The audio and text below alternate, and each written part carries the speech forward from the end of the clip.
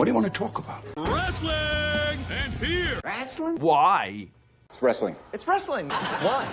Why? Why not? Yeah, why not? Oh boy, oh boy, oh boy, oh boy, oh boy. Why not? Why not? It's fake. Fake? What the hell are you talking about? Fake? It's not fake. Fake. It's not fake. Okay, wrestling. Hello, ladies and gentlemen. Ronald Ray here, your boy with a cornbread accent. Welcome you to WWE Crown Jewel Recap Show, the 2025 edition of Crown Jewel. This year, it took place at the RAC Arena in Perth, Australia.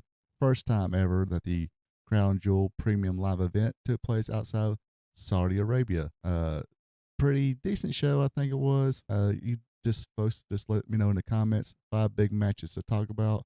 But before I do, let me just say, hey, again, appreciate you tuning into this video.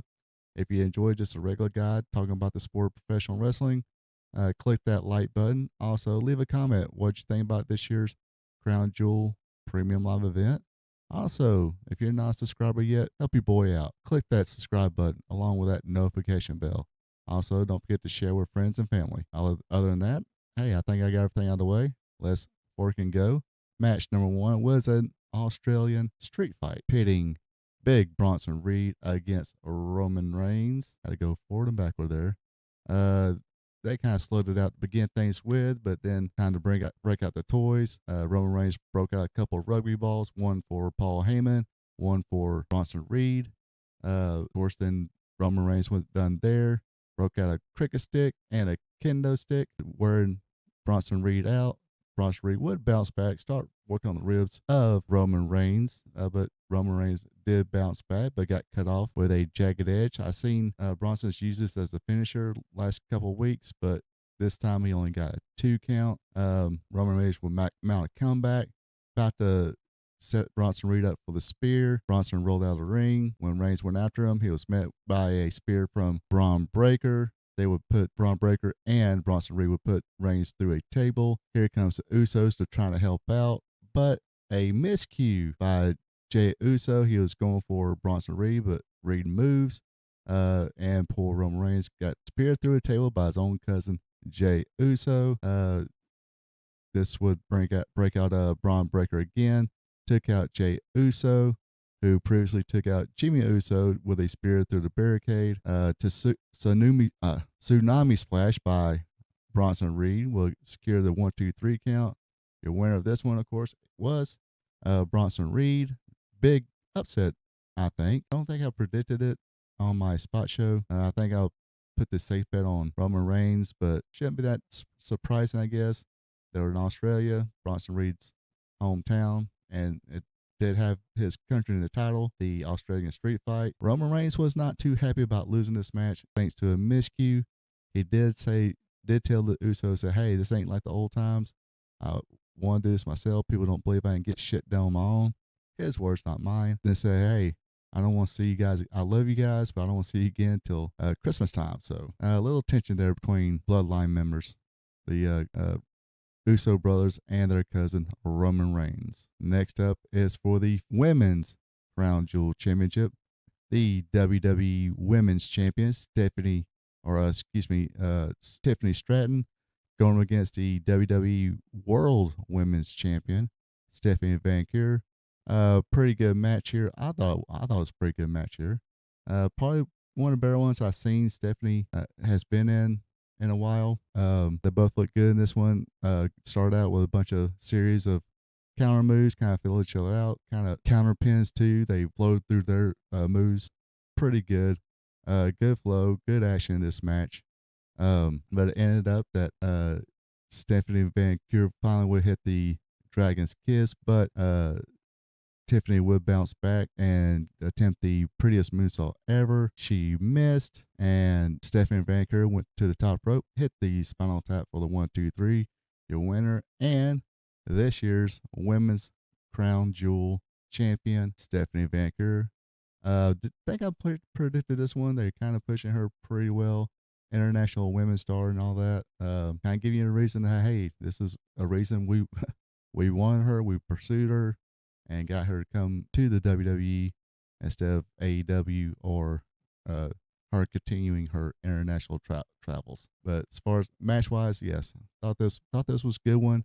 Like I said, probably one of the better ones Tiffany Stratton has had lately. Let's just say Tiffany ain't been in any barn burner, 5-star matches lately. Speaking of fun matches, next one was AJ Styles versus John Cena. Pretty cool. John Cena did his Alicia did John Cena's one final time uh, the GOAT entrance and stuff like that. But Cena gave her a no, and on that note, I guess there was a special entrance announcement for AJ Styles, the guy who brings a total nonstop action and all that good stuff. So that was pretty cool. But this match was a fun watch as well. AJ got the open advantage till Cena came in and at the clothesline, then started hitting his signature stuff. AA number 1 for a 2 count and that exchange. Then they start exchanging submission holds. But before that, they started doing like a series of, I guess you can say, tribute moves.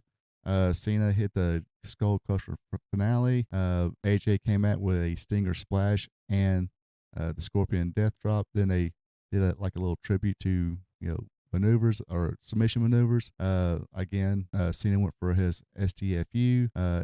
AJ Styles reversed that into a crossface. I don't think that was a tribute to Chris Benoit. It was just a nice little flow through type movie to begin with. But Cena did get a big pop when he hit the walls of Jericho or maneuvered into the walls of Jericho. Big pop from the crowd from that. Another big pop was when AJ was going for the phenomenal forearm. Excuse me. I had to go back on the notes. I had a brain fart a little bit too. AJ went for the phenomenal forearm, but Cena countered, hit Sister Abigail. Again, another big pop for that one. Of course, Cena hit the vintage Randy Orton, the hanging DDT, and the RKO. AJ would finally hit the phenomenal forearm for a 2 count. At the end, it was AJ going for a cross body block, caught by John Cena. Cena performed the Tombstone Pile Driver. Again, tribute to The Undertaker. Pulled him right back up. AA for the 1, 2, 3. The winner is John Cena. And of course, a handshake, hug, and all that good stuff from these two great wrestlers. And I guess it was announced, I guess the pre-day show or something like that. AJ said, "Hey, 2026, my final year." So enjoy AJ while we can. And like I said, far as like I said, this match was a fun match to watch. I know I sometimes give people a hard time when they do other people's maneuvers, but this is one of those. Hey, we've seen these guys, perform plenty of times. They all each got their own unique stuff. Of course, AJ always has its own unique stuff. But they, just having a fun match, doing other people's stuff that they've faced before. So, kind of giving a pass on this one. Like I said, a fun match to watch here. Next up is the women's tag team match here. The Kabuki Warriors going against Io Sky and Rhea Ripley. Very good match here, I think. Probably, I don't know. I almost want you can always switch this one and the crown jewel female match on this one. I think this one probably had. I think I'll put this a little more, but rank this one a little bit above the Stephanie Van Tiffany Stratton match, just because the fans were totally glued to this one. Fans do love Io Sky, and of course they love Rhea Ripley. Started off with Kabuki Warriors attacking Rhea and Io to begin things with, but they bounced back. Went to a one-on-one situation where it was Asuka and Io Sky. They gave them plenty of times just to face off one-on-one together. But after that, it was the Kabuki Warriors taking over on Io Sky until she was able to make that hot tag to Rhea Ripley. She came in and clean house. A little more back and forth there. Io would make her way back to the in the action too. All four ladies went at it. Kairi Sane, I think, protecting her partner Asuka, moved her out of the way and took the big boot from Rhea Ripley. She got put back in. Ripley hit the riptide. Io hit the over the moonsault. 1, 2, 3. Your winners is Io Scott and Rhea Ripley. Like I said, a very good match. Fans were definitely into this one. Like I said before, they do love Io and Rhea Ripley. And this brings us to the main event. It was for the men's crown jewel championship. I'm going to apologize if I can't remember how many times I said it. You know, if I did say call this crown royal a few times, I do apologize. I don't know why I keep slipping up, keep calling this crown royal instead of crown jewel. I don't know. My bad. But anyway, it is the WWE World Heavyweight Champion Seth Rollins going against the WWE Undisputed Champion Cody Rhodes. Cody's, I think, said 3 or 4-0 against Seth Rollins. So, did this turn out any different? Good match here. Big, beautiful belt. I don't think I would want to have to wear that, carry that around airports too many times. But I mean, the Undisputed looks pretty heavy. The World Heavyweight title looks pretty heavy, but that looks like you'll have to do a lot more upper body strength and ab strength exercises to carry that one around. Anyway, Cody had the advantage first. Seth Rollins came back. Pretty much a back and forth match on this one. Good one. Even Cody hit the vertebreaker at one point. In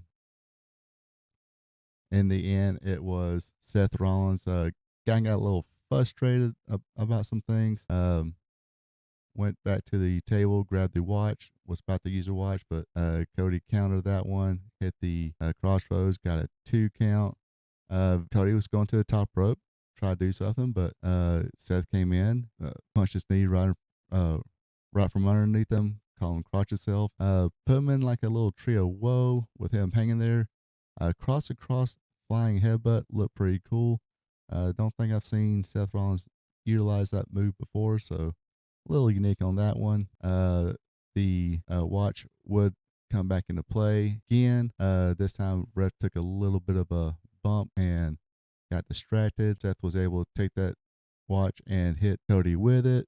A stomp, then a stomp from the middle rope. 1, 2, 3, your winner and this year's crown jewel men's champion is Seth Rollins. He got the ring, the belt, and everything. Like I said, I think this was better than the WrestlePalooza premium live event. The WrestlePalooza, I think, was just thrown together. So there's probably a little more planning on this one on how everything's going to shape up. So, and this has become kind of a premier event now. So they definitely want to make sure they put on a good show for the Australian crowd. Like I said, the WrestlePalooza, if you want to compare it to it, like I said before, didn't really have any expectation. Really didn't have high expectations for this one as well, but they definitely did have some solid matches, some good stuff in this show. The Roman Reigns, Bronson Reed, like I said, huge upset. Good for him. I guess Roman's like, if I lose, I lose, and they kind of gave him a reason to lose. It wasn't, just he lost fair and square. It was, Jey Uso kind of miscued the spear a little bit, so kind of protected him still. And even in the main event, it did protect the babyface undisputed champion, the QB1 of the WWE. When Seth used the watch, as like the old school wrestlers used to, use the brass knucks or a chain to knock out Cody Rhodes. But I don't know. I thought this was a good premium live event. Let me know what you thought in the comments. Other than that, you folks have a good one. Take it easy. And until next time. So long from the peach state of Georgia. Ronald Ray here saying thank you for checking out my video. If you don't mind, go ahead and click that thumbs up button, leave a comment, and share this video with family and friends. I would also appreciate it if you would subscribe to RP2 Vision, where I cover the sport of professional wrestling from yesterday to today. Now, don't forget to click the notification bell as well, so you'll be notified when my other weekly content is available, like Wrestling Trivia Tuesday, WWE Raw Recap, and AEW Dynamite Recap. I also have 2 live streams. Every Thursday at 8 p.m., it's Spot Show Live Stream, where I discuss the latest news in professional wrestling. And on Friday nights at 8 o'clock p.m., it's Wrestling Gold Friday Night, where I discuss the good old days of professional wrestling, when wrestling was wrestling wrestling was real because it's still real to us. Folks, have a good one and take it easy.